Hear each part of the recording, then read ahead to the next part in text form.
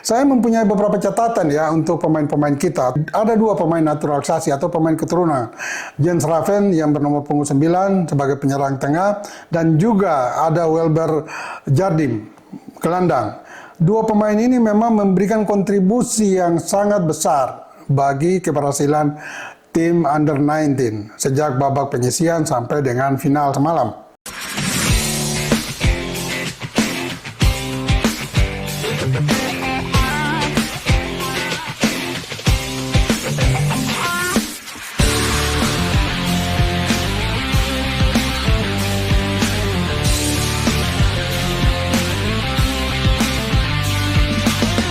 Halo, kaula muda Indonesia, selamat.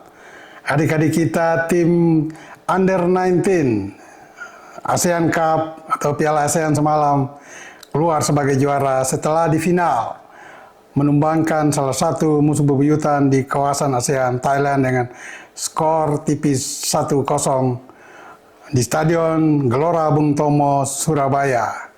Bagi semua rekan sahabat Rai Soccer TV, jangan lupa like, comment, and subscribe. Bung Yes kali ini memang beberapa hari lalu tidak mengudara, ya sekitar 2 minggu. Tapi kali ini Bung Yes bersama Rai Soccer TV kembali menyapa semua rekan, sahabat, dan netizen, dan tentu saja penggemar Rai Soccer TV.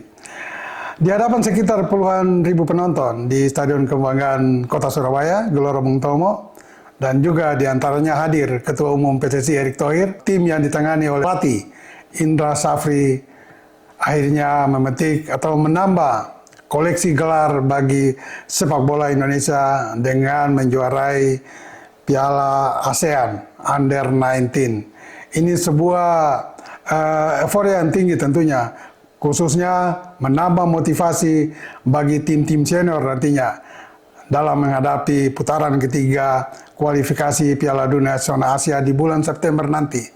Jadi kita berharap kemenangan ini tentu mendorong, mengingatkan kakak-kakaknya di tim senior untuk akan tampil paling tidak lebih baik lagi dari adik-adik kita semalam, sehingga bisa membawa Indonesia lolos ke putaran final Piala Dunia 2026 nantinya.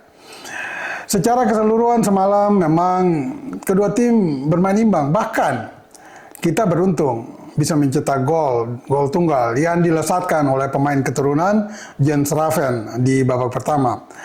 Karena kalau lihat ball possession, ya keunggulan permainan, penguasaan bola dari kedua tim, Thailand memang lebih unggul. Di babak pertama mereka unggul dengan persentase 53% berbanding 47% bagi kita. Dan di babak kedua, Thailand masih tetap unggul. Bahkan ada peningkatan persentasenya. Mereka unggul dengan penguasaan bola 60% berbanding 40% bagi kita. Tetapi adik-adik kita sudah berusaha sangat baik. Paling tidak ketika mereka berjuang mempertahankan keunggulan tersebut untuk menjadikan kemenangan. Sepanjang permainan, terutama di babak kedua, tim kita bermain memang sangat defensif. Ya, mereka mengandalkan serangan-serangan balik untuk mengancam pertahanan dan gawang Thailand, tetapi tidak bisa menambah gol. Hanya ada sedikit catatan yang mungkin perlu disampaikan bagi khususnya pelatih Indra Safri nantinya dalam mengembangkan pemain-pemain muda, talenta-talenta muda kita untuk lebih baik ke depannya. Yaitu dalam organisasi permainan, memang karena mungkin usianya masih terlalu muda, pengalamannya belum banyak, sehingga dalam organisasi permainan mereka belum begitu komplit. Katakan ketika mereka bertahan, kedalaman bertahan juga terlalu jauh. Mereka bahkan bertahan sampai di garis kotak penalti. Ini terlalu berbahaya. Karena ketika lawan menguasai bola atau pemain belakang kita lengah dalam menguasai pergerakan penyerang lawan, ini bisa gawang kita terancam. Dan itu beberapa kali dilakukan dan terjadi. Sayangnya, penyerang Thailand gagal memanfaatkan peluang-peluang yang mereka dapat dalam jarak tembak ya. Dalam jarak tembak.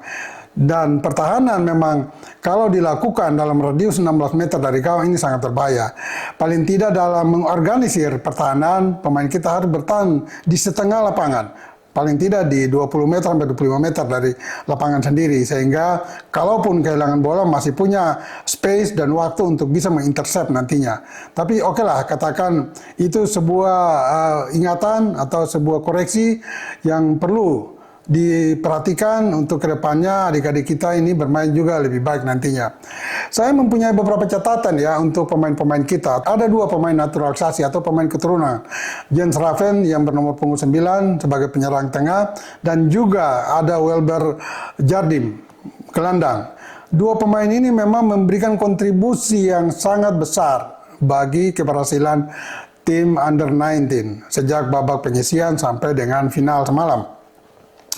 Kalau kita bicara soal Jens Raven, pemain kelahiran Dordrecht 12 Oktober 2005 ini, dia memang menjadi sosok yang membuat permainan kita secara tim ikut berkembang. Mengapa saya katakan begitu? Sebagai striker, dia tidak saja unggul dalam penguasaan bola ya, juga dia sering membuat pemain-pemain bertahan lawan susah untuk mengawalnya. Juga dia tidak serakah ketika menguasai bola, ada rekannya yang dalam posisi lebih bebas, dia meneruskan bola kepada rekannya itu. Nah, ini permainan seperti ini yang memang kita harapkan sebelum ini, dan semoga kedepannya tetap dipertahankan tidak saja oleh Raven, tetapi siapapun dia yang menjadi penyerang tengah harus melakukan hal-hal yang sekecil seperti itu. Karena itu sangat menentukan nantinya permainan sebuah tim. Dengan kehadiran Raven yang selalu bergerak dengan atau tanpa bola di pertahanan lawan, ini mengganggu konsentrasi pemain lawan. Paling tidak, mereka akan berpikir 2-3 kali untuk keluar ikut menyerang ketika mereka menguasai bola. Karena kalau tidak memberikan perhatian lebih kepada Jens Raven, ini tentu menjadi ancaman serius bagi gawang lawan. Itu kira-kira untuk Jens Raven. Nah, bagaimana dengan Welber Jardim? Pemain asal Brasil ya, bapak Brasil, ibu dari Indonesia, dan kelahiran Banjarmasin, Kalimantan. Ini juga, pemain ini berada di posisi gelandang. Dari posisi aslinya sebelum ini di bek kanan oleh pelatih Indra Safri, diubah sebagai gelandang. Tetapi pergerakan Welber ini mungkin perlu ditingkatkan lagi, diperluas lagi mobilisasinya, dinamisasinya. Dari lapangan tengah dia sering terlalu terpaku di sayap kanan. Nah, ini tidak boleh. Di gelandang kanan ini tidak boleh. Dia harus lebih menguasai lini tengah itu. Karena mengapa saya katakan begitu? Secara kualitas individu, Welber memiliki kualitas yang sangat baik dalam melepaskan umpan-umpan terukur kepada para penyerang. Dan itu beberapa kali dia lakukan, sehingga membuat permainan kita ketika dalam posisi menyerang sangat berkembang dan sangat mengancam pertahanan lawan. Umpan-umpan terupas dari Welber ini sangat matang sekali. Nah, mungkin yang perlu dikembangkan dan ditingkatkan lagi baik terhadap Jens Raven maupun Welber Jardim adalah ketahanan fisiknya.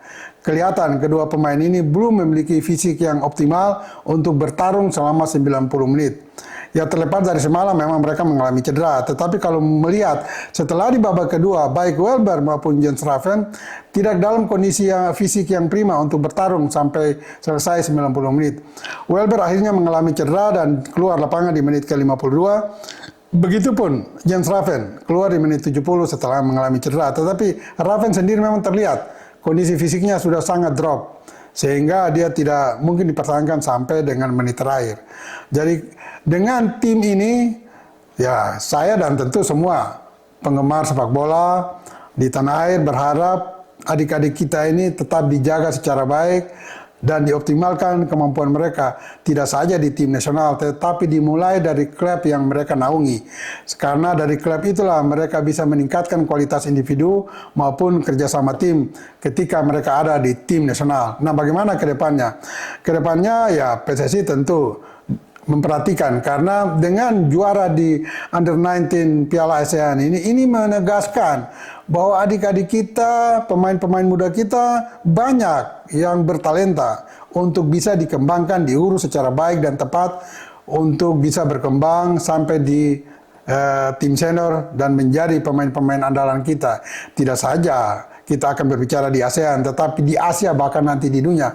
Namun sekali lagi, pengurus PSSI di bawah Ketua Umum Erick Thohir tentu akan lebih bekerja keras lagi. Dan ini butuh support dan dukungan dari kita semua, baik media, baik supporter, baik stakeholder. Sehingga nantinya kita sama-sama bisa menikmati sebuah hasil yang gemilang di masa depan, khususnya untuk tim senior. Dan kita berharap kemungkinan itu akan terjadi di bulan September.